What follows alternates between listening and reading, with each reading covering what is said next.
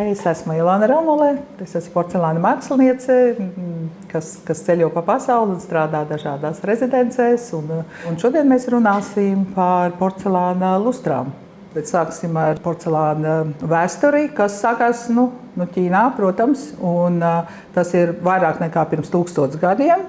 Džingidženā, kas ir Ķīnas vidienē, jo tur atrada to kaolīnu. 13. gadsimtā Marko Polo ieveda caur zīda ceļu porcelānu Eiropā, un kopš tā laika viņš bija ļoti populārs. Viņu nosauca pat par balto zeltu. Tad cena bija ļoti augsta, un to nekurš katrs varēja atļauties. Un tāpēc eiropieši garus 4 gadsimtus alķīmiķi un visādi iespējamie tehnoloģi, tā laika tehnoloģi, mēģināja atrast to recepti. Un beidzot, Meisenē, pie Dresdenes Meisenē, to izdevās. Un kopš tā laika, uzreiz 20-30 gadu laikā, pa visu Eiropu bija uzceltas ļoti, ļoti daudz rūpnīcu. Apmēram tajā laikā arī parādījās kā Ķīnā, tā Eiropā zeltīšana. Tātad tagad mēs varam pāriet pie kas ir lustras. Lustra, tas ir atšķīdināts zelts. Sākumā tās bija zelta lapiņas, kuras šķīdināja skābē un jauca ar visādām eļļām. Tas bija arī ķiploka un medus. Viņi pārvērtās tādā šķidrā eļļainā konsistencē, un to varēja ar rotiņu uzkrāsot, jeb ar spalvu. Tātad sāksim ar visvērtīgāko augstu procentu, kas bija 24 karāti. Un viņš ir pilnīgi matēts, un mēs viņu saucam par antīko zeltu, un viņu pēc piededzināšanas viņu jāpulē. Tātad tālāk ir glans, tie spīdīgie zelti, ko mēs redzam šeit uz galda. Tie spīdīgie zelti var sākties no 4% līdz 12%. Un kā jūs redzat, jo zemāks procents, viņš ir mazāk noturīgs pēc dedzināšanas. Un kā jūs redzat, uz šitās osas ir jau norīvēts ar laiku. Porcelāna krāsas tās ir piededzinātas un viņas netilst nost, bet zeltu vajag viņu uzmanīgi mazgāt un kopt, lai viņš ir ilgāk noturīgs. No 18. gadsimta, kad zelta lustrēšana visās porcelāna rūpnīcās bija plaši izplatīta, citu lustru principā tad vēl nebija. Tās radās daudz vēlāk. Atšķaidot citus metālus, daudz visādas krāsas, un daudz no viņiem ir zelta saturošās. Tātad platīna, kas arī ir zelta saturošā, un tās ir visas zelts. Arī rozā lustras un visas šitās lilā, rozā un purpura, un arī tās zilās, principā, viņas visas ir zelta saturošās. Un arī es pie viena arī varu parādīt, te ir dažādi zelti, te viņiem dažāds procents. Tie ir itāļu zelti no Kolarobija rūpnīcas, viņi ražo tikai visādas krāsas un zelta lustras. Un te es ļoti labi jums varēšu pierādīt, ka šeit ir plānāks un viņš aiziet uz lilā. Tas ir zelts, un te viņš aiziet uz lilā un dažreiz uz rozā, attiecību cik tur daudz. Lustrēšana pati pa sevi uz matētas virsmas dod šitādu efektu. Tātad nekāda, viņa nespīd. Tātad spīd glazūra. Rūpnieciski visas lustras un zelti tiek piededzināti kā pēdējais dedzinājums. Tātad no sākuma ir virsglazūras apgleznošana, uz šitās lielās apaļās kandas jūs varat redzēt tur gleznojumu pa virsu, un to piededzina, tur varētu būt vairāk dedzinājumu, un zelts apmēram temperatūra tā pati ap 800 grādiem. Ja krāsas, visas virsglazūras krāsas, viņas izskatās pirms dedzinājuma tādas pašas, kādas būs pēc dedzinājuma, tikai spīdīgas, tad ar zeltināšanu ir pilnīgi savādāk. Visas lustras praktiski ir vienā krāsā, tāda brūna eļaina konsistence. Jā, tā kā tur ir daudz mazāk iespējas, kā ar viņu var gleznot, tāpēc, ka viņa diezgan vienmērīgi noklāja. Var dekorēt tātad lapiņas un kaut kādu smalkāku zīmējumus ar spalvu, kā piemēram šeit jūs varat redzēt. Te ir ar smalko spalviņu, principā tā ir kaligrāfijas spalviņa, un viņu mēdz pietiekuši biezā eļainā šķidrumā, un šitādus tas sazīmē. Šī te, piemēram, priekšmetā var redzēt, te ir apakšā reljefa pasta. Ķīniešiem arī bija reljefa pasta. Tur ir glazūra, ar māla masu, kas ir piededzināta atsevišķi reljefā, un tad tas zeltījums pēc tam viņu ļoti skaisti izceļ.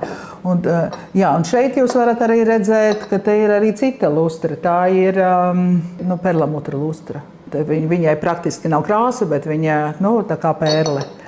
Jā, un tādi efekti, tie jau ir tagad modernie. Tajā laikā bija tikai reljefa pasta, bet šitie visi jau modernizēti, ka visādi efekti ir iespējami.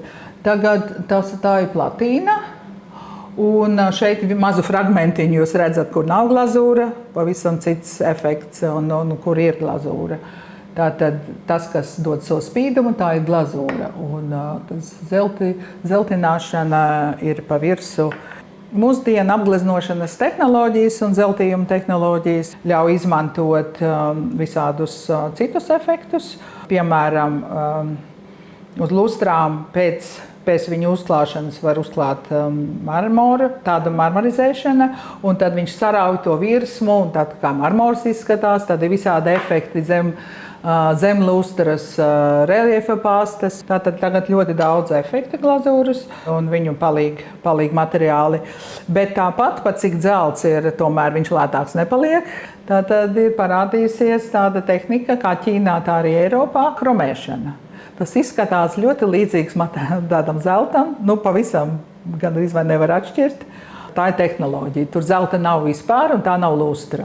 Viņi uzvedās principā un izskatās tāpat, tur, kur ir matēts, kur nav glazūra, viņi ir matēti, viņi ir ļoti līdzīgi. Un ir arī citas krāsas, ir vēl arī platīna un ir bronza. Tāpat mūsdienu tehnoloģijai ir raksturīgi vienkāršāki procesi. Tas ir dekoli. Un tās ir tādas novilkamās bildītes, kuras uzlīmē uz porcelāna virsmas un piededzina. Tā kā tur nav jāglezno, viņas jau ir masveidā ražotas. Rīgas porcelāna rūpnīcā bija plaši izmantot zelta apgleznošana detaļās, kā arī lielākas virsmas, kā arī šķīvju apvilkumi. Un vēl mākslinieki, kas strādāja rūpnīcā, viņi arī strādāja savus radošos darbus, kur varēja daudz plašāk izmantot lustras. Un principā šie te darbi, ko jūs redzat, tie nebija ražošanā, tie ir autora darbi. Bet strādājošā rūpnīcā autoru. Un tas lielais šķīvis, kas ir apgleznots tīri ar lustrām. Tur ir visādās krāsainas lustras, mākslinieks Agačaņans. Viņam bija tāda, var redzēt pēc temperamenta, neraksturīga varbūt Latvijas temperamentam krāsas salikums un vispār kompozīcija, bet tas ir tāds ļoti raksturīgs paraugs, kā var gleznot ar lustrām. Un vēl ko es gribēju teikt, tā mēs mākslinieku sabiedrībā sakam, ka ar lustrēšanu var dekorēt, tad tā var būt kā krāsa, izmantot radošajā kompozīcijā kā daļa no gleznojuma. Tad ar viņu var nosegt kaut kādus defektus. Protams, gribētos pievērst uzmanību, ka strādāšana ar lustru nav tik vienkārši arī tehniski, bet arī veselības pēc ir ļoti jāuzmanās, jo tur ir stipra, spēcīga smaka, tādā veidā, kā viņi tagad ar tām eļām un skābēm atšķaidīta, bet strādājot ir ļoti spēcīga, un rūpnīcās viņiem ir speciālas ventilācijas. Gleznošana ar lustrām ir kā pēdējais posms, tad, kad priekšmets jau parasti ir apgleznots, reti, kad glezno tikai ar lustrām. Lustrācijas ir domātas kā pēdējais krāšņais posms šeit, kas ir vajadzīgs. Tātad pati lustra, tad ir vajadzīgs šķaidītājs, kas principā varētu mierīgi būt aizstāvēts ar terpentīnu. Man ir pipete, lai to lustru neizšķaidītu tāpat. Tātad es viņu ar pipeti varu ielikt zināmā trauciņā, jeb var atrast kaut kādus mazus konteinerus, kur to uzpilināt, jeb uz stikla paletes un dažādas otiņas. Un, starp citu, otiņai jābūt, ja tā ir, redziet, man viņas ir parakstītas, ja tā ir izmantota zeltam, viņi domāta tikai zeltam. Ja ir platīna, un tad dažādas lustras es varu krāsainās. Es parasti lieku tur sarkana, zaļās atsevišķi un zelta saturošās atsevišķi. Savā starpā ļoti skaisti var jaukt arī lustras. Tā zelta saturošās savā starpā ļoti skaisti samazgas pēc pārpalikumiem vienā burciņā. Ļoti skaisti efekti var dabūt tādu lustru, kuru neražo. Viņi būs visādās krāsās, tiešām tāda lustrēšana. Bet tās oranžās, piemēram, atsevišķi, tās nedrīkst jaukt ar tiem, tāpēc, ka tur ir cits metāls, tur vienkārši var dubļi sanākt. Jā, un tad attiecīgi kādi instrumenti vai no ar spalviņu, tāda kaligrāfijas spalviņa. Jeb tāds instruments, viņš ir retāk dabūnams, tās spalviņas var tomēr vienkāršāk. Un šī tāda veida, tas ir nopirkts šeit Rīgā. Katru reizi to visu jāmazgā ar terpentīnu un dažādas otiņas. Un tad, tupināšanai švamītes. Jā. Tas ir apmēram viss.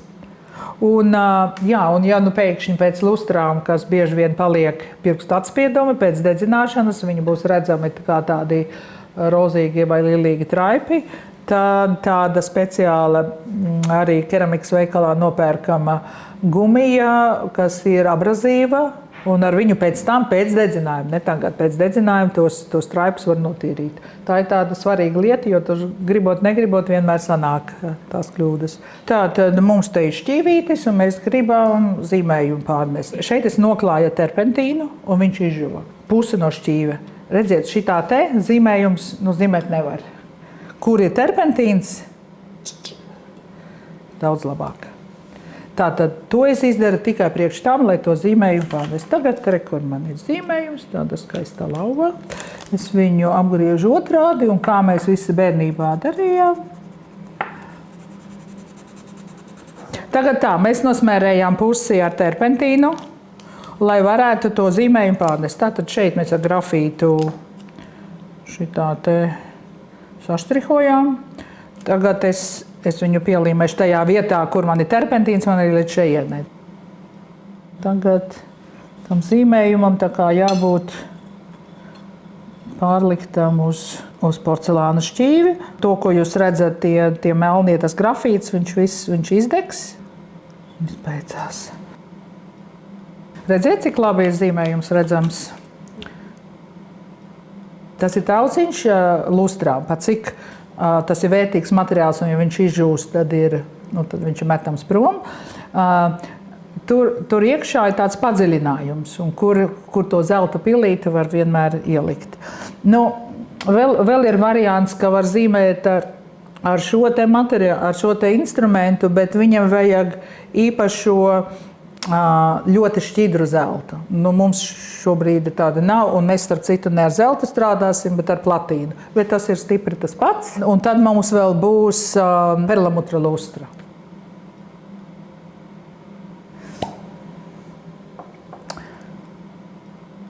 Redziet, visas otiņas man ir atzīmētas, kur ir platīna, bet lielāka, man vajag mazāku.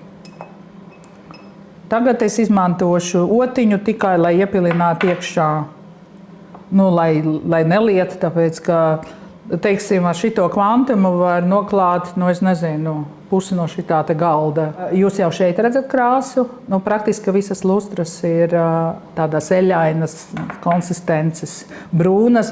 Dažas ir gaišākas, es domāju, ka šitā būs varbūt gaišāka, bet dažāda brūnuma pēc dedzināšanas tas atjaunosies metāls un kļūs par, te pa platīnu. Redziet, mums traucē, nesmuku rod to efektu, viņš nav tik skaists, tāpēc, ka tur tā līnija traucē jums redzēt. Tā melnā, viņa pēc tam izdegs. Ar šo instrumentu līnija būtu vismaz 2 reizes biezāka. Tā ir mana slavenā punktiņa tehnika. Praktiski to tehniku, ko es tagad izmantoju, viņu vairāk domāta virsglazūrai, kad ar līniju. Jo tā neviens neņemās tur rūpnīcās, viņi noklāja virsmu un viss. Tāpēc tie dekoleri ir izdomāti, šito visu var, ja jāatkārto uz katru šķīvīšu vienu un to pašu, tad dekola tehnikā un es uzlīmē bildīt un gatavs. Tā apgleznošana ir ļoti populāra, ar lustrām arī strādā daudz. Jā, jau nezīmē, bet iet sakrājās, un tas ir žēl to.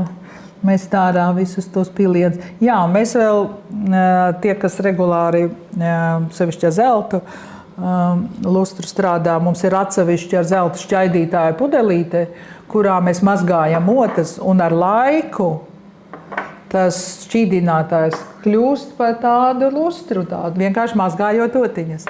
No platīna var to pašu darīt, tā kā man mājās tādas pudelītes ir. Parasti es demonstrēju savu parakstu.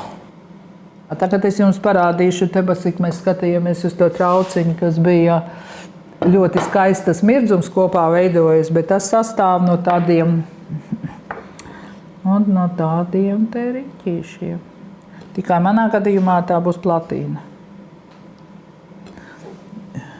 Platīnu es tagad mēģināšu dabūt atpakaļ.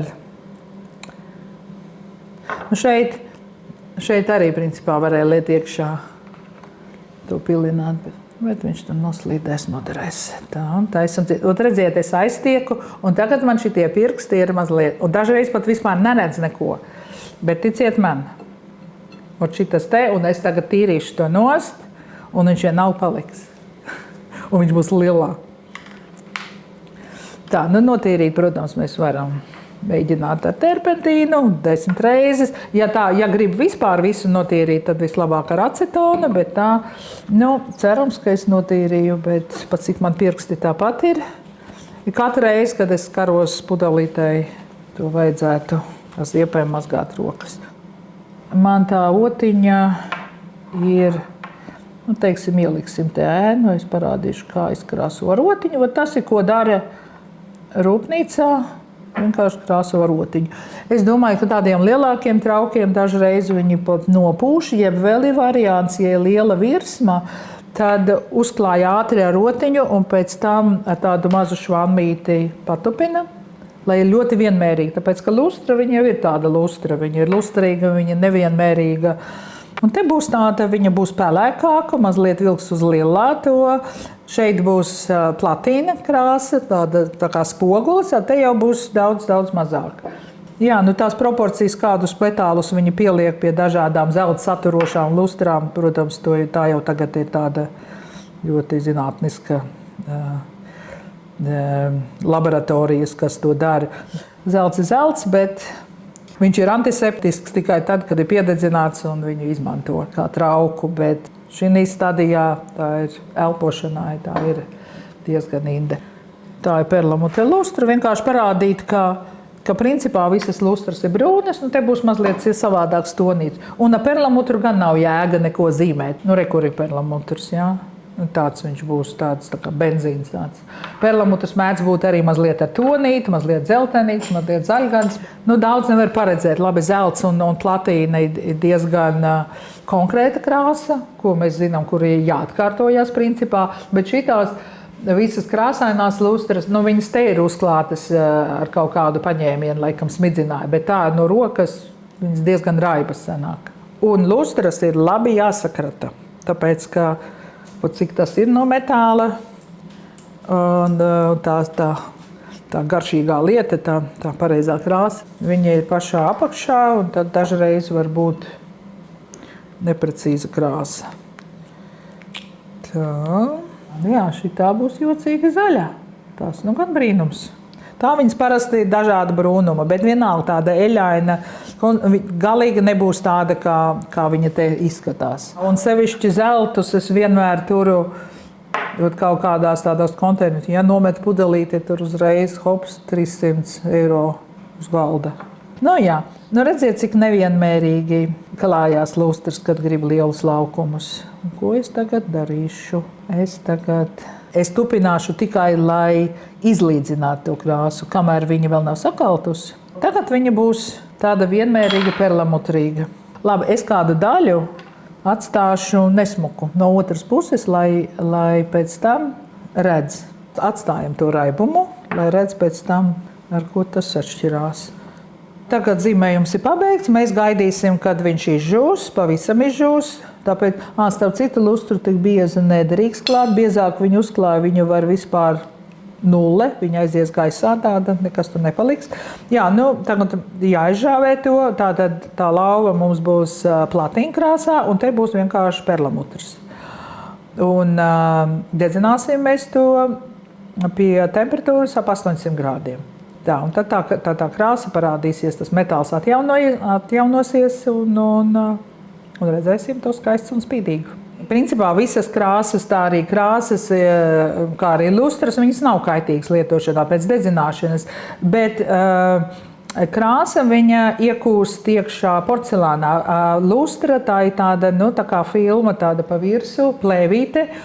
Lietot viņu var, bet, kā jūs redzējāt, bieži vien šķīviem ir uz malas, nevis pa vidu. Vienkārši viņi norīvēsies nost, kā mēs tur redzējām uz kannas. Ja, tādā ziņā lietot var, bet sevišķi, ja tas ir zelts, ja, tā ir vērtīga lieta. Parasti ar tiem zeltījumiem ļoti bagāti krāšņi apgleznot šķīvi ir dekoratīvie. Bet lietot var, jā, protams, ēst var, bet tajā traukmašīnā mazgājumā neliksim, tāpēc, ka tas ātri neko abrazīvu, arī nekādu abrazīvu švābu nemazgāsim. Tā kārtīgi, uzmanīgi, jā. Un uz šī šķīvja parauga mēs varam redzēt, ka te jau ir 2 slāņi pēc dedzināšanas vēlreiz. Te bija kādi 6 dažādi zelti. Daži no viņiem ir tie glancētie zelti, tos nav jāpulē. Bet tie, kas te zaļāk izskatās, tos bija jāpulē. Un ir speciāls instruments, tāda kā stikla šķiedras otiņa, bet es biju ļoti alerģiski uz viņu, tie mazie stikla gabaliņi, es viņu nopirku un izmetu. Un ko es daru? Man te nav līdzi, bet dāmas zina, nagu pulēšanai ir tāda ne vīlīte, bet viņa ir ļoti tāda mīksta, pavisam nekāda, tur uz nulīti, tas pat nav tā kā nulles smiršpapīrs, bet vēl smalkāk. Ar to es pulēju. Tā kā es pat atradu savu tehniku, un es domāju, ka katrs mākslinieks, kas strādā vai lustrā vai visgazorā, atrod savus variantus pēc ilgiem gadiem. Tā kā jā, tā pēcapstrāde varētu būt tā pulēšana. Jā, un tad tālāk vēl var turpināt gleznot šeit. Šeit noteikti tas ir tikai sākums.